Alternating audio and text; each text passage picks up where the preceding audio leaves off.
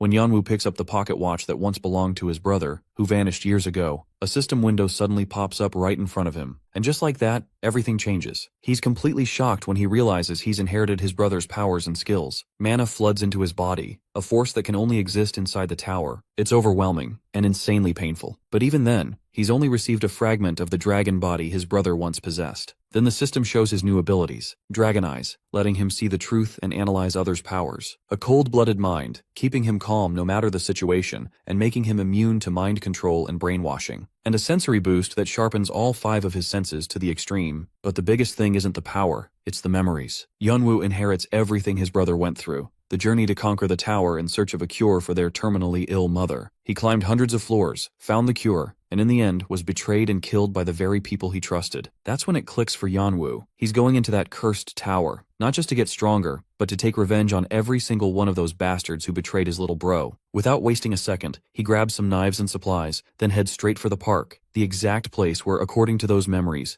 the entrance to the tower is hidden.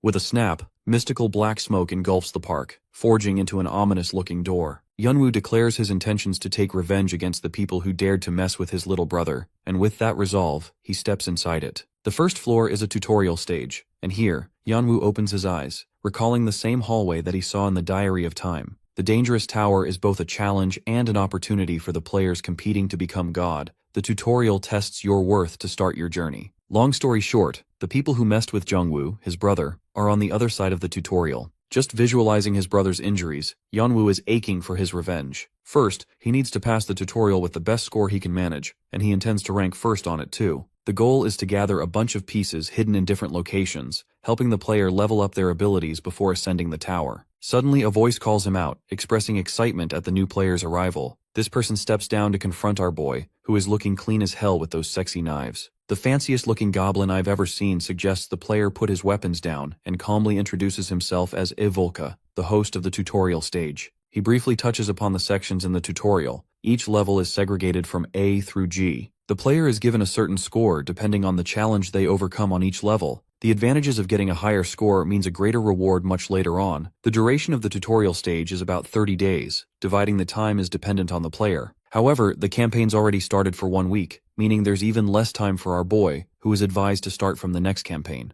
Yanwu understands that the players who got a head start from him have already progressed to the point that later players couldn't catch up to them. But this man knew that because he's built differently and participated in the fade check anyway. Evolk adds that the players are recommended to form parties after each section, and that also implies that the overall score will be much higher if a player succeeds solo. The goblin is stunned by Yanwu's intent and assures him that the tower